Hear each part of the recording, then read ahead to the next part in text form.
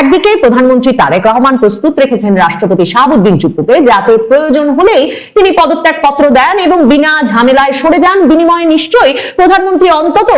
নাহিদ ইসলামরা যেমনটা চান তাকে গ্রেফতার করা, তার বিচারের মুখোমুখি করা, সেটা থেকে হয়তো তাকে রক্ষা করবেন তারেক রহমান। আর অন্যদিকে আরেকটি বিষয় যেটা তারেক রহমানকে এই রাষ্ট্রপতি পদে শাহাবুদ্দিন চুপ্পুকে রেখে দেওয়ার ফলে তিনি অর্জন করছেন, সেটা হচ্ছে জামায়াতে ইসলামী জাতীয় নাগরিক পার্টি এই নিয়ে হই হট্টগোল করতে থাকুক, এই হই হট্টগোল চলতে থাকুক, আর প্রধানমন্ত্রী তারেক রহমান তাতে কিছুমাত্র কর্ণপাত না করে সময় ক্ষেপণ করে আরো কিছুটা সময় পার করে দিতে প্রস্তুত হয়ে আছেন। দুদিক থেকেই রাষ্ট্রপতি পদে ওই শাহাবুদ্দিন চুপ্পুকে রেখে দেওয়াটা তারেক রহমানের জন্য ভালো কাজ করছে। সংসদ গরম করুক, চাইলে জামায়াতে ইসলামী রাজপথ এই মুহূর্তে গরম করার কোনো সক্ষমতা যে জামায়াতে ইসলামীর কিংবা জাতীয় নাগরিক পার্টির নাই, সেটা বিএনপি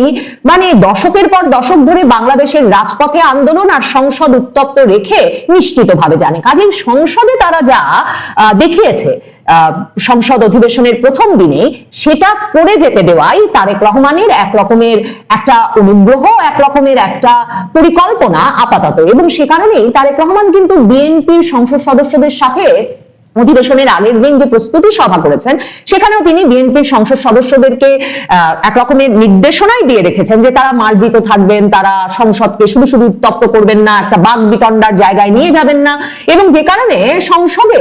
জামায়াতে ইসলামীর এহেন ব্যবহারের কোনো পাল্টা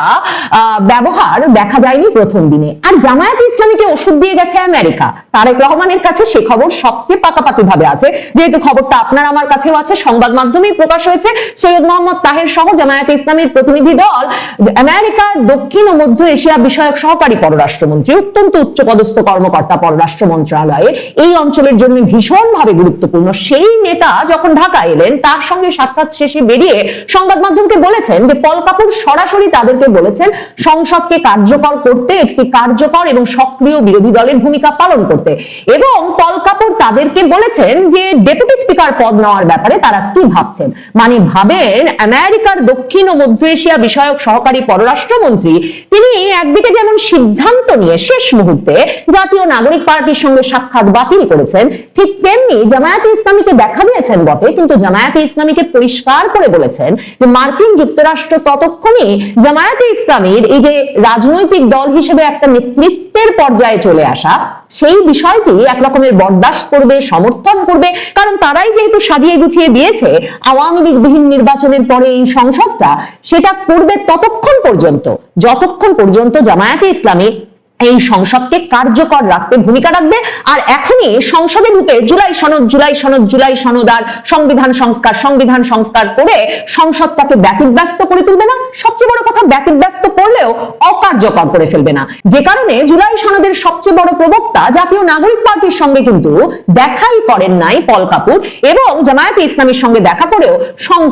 সংস্কার প্রস্তাব, সংবিধান সংস্কার পরিষদে যে তারা শপথ নিলেন, বিএনপি যে নেয় নাই, এসব নিয়ে জটিলতা নিয়ে কোনো কথা বলেন নাই। তিনি বলেছেন সংসদ কার্যকর করতে হবে প্রধান বিরোধী দল হিসেবে জামায়াতে ইসলামীকে, এবং তিনি বলেছেন বরং জামায়াতে ইসলামী যেন সক্রিয় ভূমিকা রাখতে, বিএনপি যে তাদেরকে একটা প্রস্তাব দিয়েছে ডেপুটি স্পিকারের পদটা নিয়ে নিতে, সেটাও যাতে নিয়ে নেয়। এই অবস্থায় তারেক রহমান জানেন ওষুধ এসেছে এমন জায়গা থেকে যে এই মুহূর্তে জামায়াতে ইসলামীর রাজপথ গরম করার কথা কোনোভাবেই ভাববে না। আর জাতীয় নাগরিক পার্টির সক্ষমতা তো দেখাই গেল, আসিফ মাহমুদ সজীব ভুঁইয়া রাষ্ট্রপতি সরানোর আন্দোলনে 30 জন লোককেও জড়ো করতে পারেন নাই। আর জামায়াতে ইসলামী যখন বলেছিল যে সংবিধান সংস্কার পরিষদের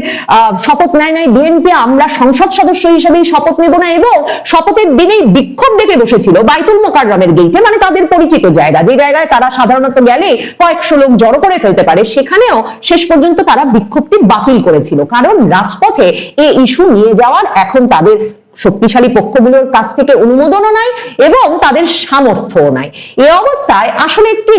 ঘটবে সংসদে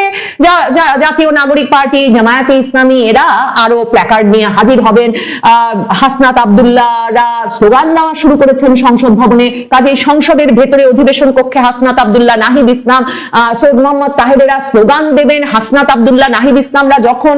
মারমুখী হয়ে উঠবেন, তখন সৈয়দ মোহাম্মদ তাহেরি তাদেরকে কোনোভাবে সামাল দেবেন, তারা ওয়াকআউট করবেন। কিন্তু আপাতত সংসদের ভেতরেই এসব হম্বিতম্বি করবেন। আর তারেক রহমান একেবারে শেষ পর্যন্ত রাষ্ট্রপতি পদে শাহাবুদ্দিন চুপ্পুকে ধরে রেখে ট্রাম্প কার্ডটা তার হাতে রাখবেন। ওই যে এরপরে একটা সময় আসবে যদি সংসদকে ততটা ব্যতিব্যস্ত করে সত্যি সত্যি ফেলতে পারে জামায়াতে ইসলামী জাতীয় নাগরিক পার্টি, যদি সত্যি রাজপথে কিছুমাত্র উত্তেজনা সৃষ্টি করতে পারে জামায়াতে ইসলামী জাতীয় নাগরিক পার্টি এই রাষ্ট্রপতি ইস্যু নিয়ে, এই জুলাই সনদ ইস্যু নিয়ে, তাহলে তারেক রহমান তাদের সামনে দুটো অপশন দেবেন, যে রাষ্ট্রপতির অপসারণ চায় তারা, নাকি তারা জুলাই সনদ নিয়ে আরো বিতর্ক তর্ক করে যেতে চায় এবং একসময় হয়তো মুখ রক্ষার জন্য জাতীয় নাগরিক পার্টি আর জামায়াতে ইসলামীর দাবির মুখেই রাষ্ট্রপতি শাহাবুদ্দিন চুপ্পু নিজেই পদত্যাগ করবেন এবং তারপর আপাতত জনগণ ততদিনে এত বিরক্ত হয়ে পড়বেন এই জামায়াতে ইসলামী আর জাতীয় নাগরিক পার্টির উপর, ইউনূস আমলের এই অস্থিতিশীল মাসের পর মাস কাটানোর পর আবার তাদের এই দাবি ওই দাবির মুখে, যে তখন তাদেরকে আপাতত প্রেসিডেন্ট শাহাবুদ্দিন চুপ্পু নিজেই পদত্যাগ করেছেন, যেমন তিনি রয়টার্সকে আগেই বলে রেখেছিলেন, আর তারপর তিনি সেই পদত্যাগ করে কোনো সেফ এক্সিটে চলে গেছেন, সেটা তাদের সহ্য করে নিতে হবে এবং তাদের সহ্য করতে হবে যে রাষ্ট্রপতি পদে তখন বিএনপি তাদের পক্ষে আরো বেশি অনুগত বিশ্বস্ত এমন একজন ব্যক্তিকে বসাবেন যিনি কিনা বিএনপির ক্ষমতা এক রকমের আরো স্থায়ী এবং